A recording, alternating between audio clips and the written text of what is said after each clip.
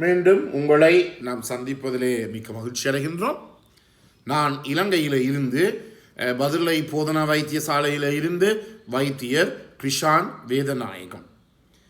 நாங்கள் இன்று பார்க்க போகின்ற விடயம் ஃபீமேல் செக்ஷுவல் டிஸ்ஃபங்க்ஷன். அதாவது ஒரு பெண், ஒரு மனைவி தன்னுடைய கணவனுடனோ தன்னுடைய ஆண் துணையுடனோ சேர்ந்து இருக்கின்ற போது ஏற்படுகின்ற பிரச்சனைகள். அதாவது அந்த பெண் உச்சக்கட்டத்தை அல்லது அந்த பாலியல் உறவு, அந்த செக்ஸ் மூலமாக தனக்கு தேவையான திருப்தியை அடைவதற்கு தடையாக இருக்கின்ற காரணிகளை பற்றி நாங்கள் பார்த்து கொண்டு இருக்கின்றோம். எனவே இது ஒவ்வொரு ஆண் மகனும் அறிய வேண்டிய காரணமாக இருக்கின்றது. அதே நேரத்திலே இந்த பெண்கள் இந்த மெனோபாஸ் என்று சொல்லப்படுகின்ற மாதம் ஏற்படுகின்ற இந்த மீரியட்ஸ் அல்லது மாதவிடாய் நின்ற பிற்பாடு பெண்களுக்கு எவ்விதமான பிரச்சனைகள் ஏற்பட போகிறது என்று சொல்லி நாங்கள் பார்த்து கொண்டு இருக்கின்றோம். எனவே இந்த நிகழ்ச்சி பிடித்திருந்தால் யூடியூப்பிலே பார்ப்பவர்கள் மறக்காமல் லைக் பண்ணுங்கள், ஷேர் பண்ணுங்கள், மணி சின்னத்தை அல்லது பெல் சைனை அமுழ்த்தி சப்ஸ்கிரைப் பண்ணுங்கள். டிக்டாக், இன்ஸ்டாகிராமிலே பார்ப்பவர்கள் ஃபாலோ பண்ணுங்கள். அதே நேரத்தில் உங்களுடைய நண்பர்கள் அல்லது மற்றவர்கள், உங்களுடைய உறவினர்களுக்கு இந்த நிகழ்ச்சியை அறிமுகப்படுத்துங்கள். நேரடியாக தொடர்பு கொள்ள விரும்பினால் வெளியூர் அன்பர்கள் இமோ ஊடாக அல்லது வாட்ஸ்அப்பின் ஊடாக 009477356245 மூலம் தொடர்பு கொள்ள முடியும். உள்ளூர் அன்பர்கள் 0777356245 மூலமாக தொடர்பு கொள்ள முடியும்.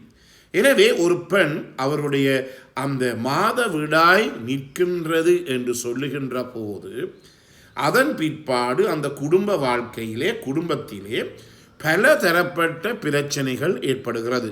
முக்கியமாக அந்த பெண்ணினுடைய மனநிலையிலே பாரதூரமான மாற்றம். இவ்வளவு காலமும் அந்த பெண்மை என்ற ஒரு உணர்ச்சியுடன் இருந்தால், ஒரு நிலையுடன் இருந்தால், இந்த மாதவிடாய் நின்ற பிற்பாடு அவருக்கு பலதரப்பட்ட உடல் ரீதியாக, உடற்தொழியல் ரீதியாக, நாங்கள் சொல்லுவோம் ஃபிசிக்கல், அதே நேரத்தில் ஃபிசியலாஜிக்கல், அதே நேரத்தில் மனது ரீதியாக சைக்காலஜிக்கல் அல்லது மென்டல், மனது ரீதியாக பலதரப்பட்ட மாற்றங்கள் ஏற்படுகிறது. இது ஒவ்வொரு ஆணும் அறிந்து கொள்ள வேண்டிய, புரிந்து கொள்ள வேண்டிய ஒரு விடயம். எனவே ஒருவருமே எந்த ஒரு மனைவியோ அல்லது பெண் துணையோ எப்படியும் அவருக்கு 45 50 வயசு வருகின்ற போது அவருடைய மாதவிடாய் நிற்கத்தான் போகிறது. அதன் பிற்பாடு ஒவ்வொரு ஆண் மகனும் சந்திக்க வேண்டிய ஒரு பிரச்சனையாக இருக்கின்றது. அதே நேரத்திலே இந்த பிரச்சனையை முகம் கொடுக்க முடியாத சந்தர்ப்பம் காரணமாகத்தான் ஆண்கள் வேறு பெண்களையோ அல்லது பாலியல் தொழிலாளிகளையோ அல்லது திருமணத்துக்கு பிந்திய எக்ஸ்ட்ரா மேரிட்டல் அஃபேர்ஸ் என்று சொல்லுவோம், இந்த திருமணத்துக்கு பிந்திய உறவுகளை வைத்துக்கொண்டு குடும்ப பிரச்சனை, சமூக பிரச்சனை, அதே நேரத்தில் நோய் பிரச்சனை. அதாவது உங்களுக்கு தெரியும், எஸ்டிடி, செக்ஷுவலி டிரான்ஸ்மிட்டட் டிசீஸ் என்று சொல்லுகின்ற பாலியல் நோய்கள், HIV, எய்ட்ஸ் போன்ற நோய்களும் பரவக்கூடியதாக இருக்கின்றது. எனவே ஒவ்வொரு ஆண்மகனும் இந்த பெண்ணிலே அவருடைய பீரியட்ஸ் நின்ற பிற்பாடு ஏற்படுகின்ற மனநிலையை புரிந்து கொள்ள வேண்டும். மூன்றாவது ஒரு பிரச்சனை இருக்குது என்னவென்றால், இந்த பெண்ணினுடைய இந்த பாலியல், அதாவது இந்த பீரியட்ஸ் நின்ற பிற்பாடு, மெனோபாஸுக்கு பிற்பாடு அவர்களை தூண்டுவது கொஞ்சம் கஷ்டமாக இருக்கின்றது. அதே நேரத்திலே அந்த தூண்டுவதற்கு எடுக்கின்ற நேரமும் கூடுதலாக இருக்கின்றது. அதே நேரத்திலே பெண்கள் உச்சக்கட்டம் அடைகின்ற நேரமும் கூட. சாதாரணமாக உங்களுடைய உங்களுடைய பெண் துணையுடைய வயது 25-30 வயசு இருக்கின்ற போது நீங்கள் அவரை இந்த முன் விளையாட்டு என்று சொல்லப்படுகின்ற ஃபோர்ப்ளே செய்தால் 2, 3, 4, 5 நிமிடங்களுக்குள்ளே அவர் உணர்ச்சி வந்துவிடும். ஆனால் இந்த மெனோபாஸின் பிற்பாடு இந்த உணர்ச்சி வருவதற்கும் உச்சக்கட்டம் அடைவதற்கும் எடுக்கின்ற நேரமானது மிக கூடுதலான அளவு எடுக்கின்றது. அது மிகவும் முக்கியம். எனவே இதை ஒவ்வொரு ஆண்மகனும் புரிந்து கொள்ள வேண்டும். முதல் உங்களுடைய சிறுன வயதிலே உங்களுடைய மனைவியோ உங்களுடைய பெண் துணையோ இந்த பிளேயில் ஈடுபட்டால் ஒரு 10 to 20 நிமிடங்களிலே அவர் உச்சக்கட்டத்தை அடைகிறார் என்றால் இந்த மாதவிடாய் நின்ற பிற்பாடு அந்த 20 நிமிடங்கள் ஒரு மணித்தியாலமாகவோ 1.5 மணித்தியாலமாகவோ செல்லுகிறது. எனவே அதன் காரணமாக பெண்களை அந்த நிலையிலே தூண்ட வேண்டியது மிக மிக முக்கியம். இதன் காரணமாக என்ன நடைபெறும்? அந்த பெண் உச்சக்கட்டத்தை அடையாவிட்டால் குடும்பத்திலே பாரதூரமான பிரச்சனை பிளவுகள் ஏற்படும். அதே நேரத்தில் வேற ஒரு தனியாரோ வேற ஒருவரோ அந்த குடும்பத்திலே தலையை நுழைக்கக்கூடிய ஒரு நிலைமையும் இருக்கின்றது. எனவேதான் இதை நீங்கள் கவனித்துக் கொள்ள வேண்டும். இன்று காலையிலே கூட நான் எழும்பி படிக்கின்ற போது எங்களுடைய பதுளை மாவட்டத்திலே ஒருவர் இருந்திருக்கின்றார். ஒரு பெண்ணுடன் ஒரு ஹோட்டலிலே இருக்கின்ற போது அவர் கடைசியிலே இறந்திருந்தார்.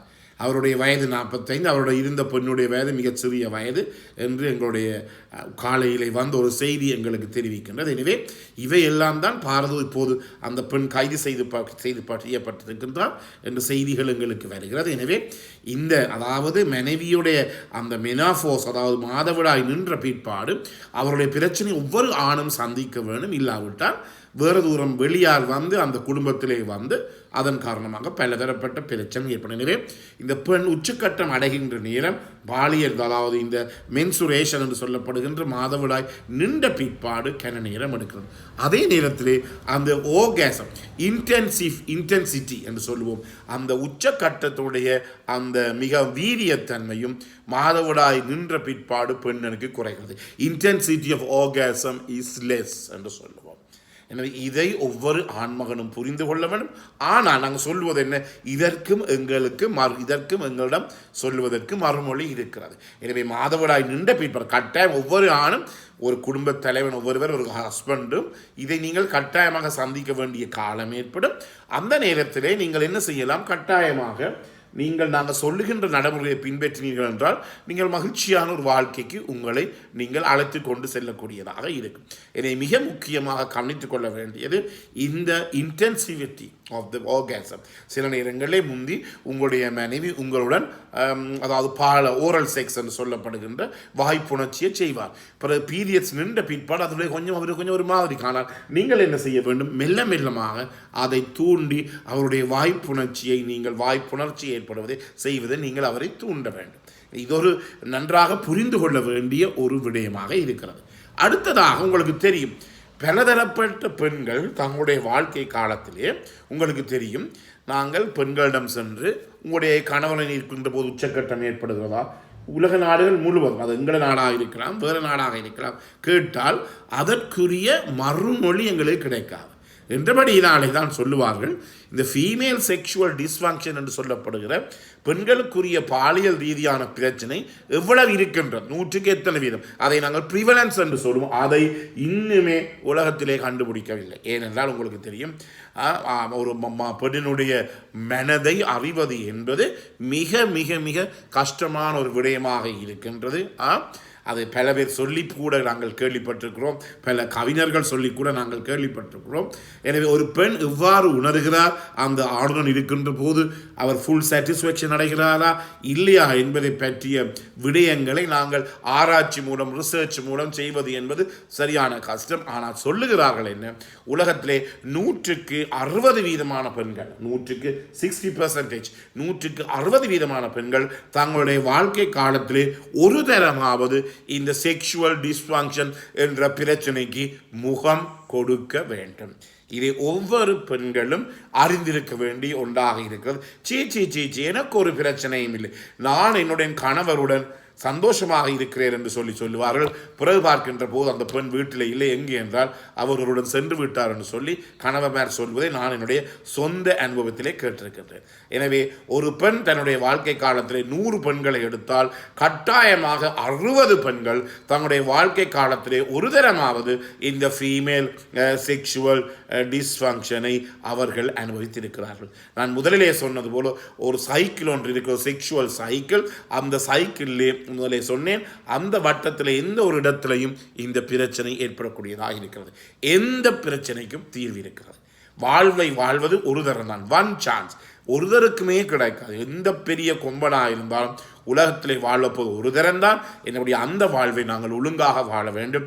மற்றவருக்கு இன்பத்தை கொடுக்க வேண்டுமே தவிர துன்பத்தை கொடுக்கக்கூடாது. எங்களுடைய துணை உச்சக்கட்டத்தை அடைய நாங்கள் கட்டாயமாக பார்த்து கொள்ள வேண்டும். நீங்கள் தருகின்ற அனைத்து ஆதரவுக்கு நன்றி கூறி மீண்டும் உங்களை சந்திக்கும் வரை நன்றி, வணக்கம்.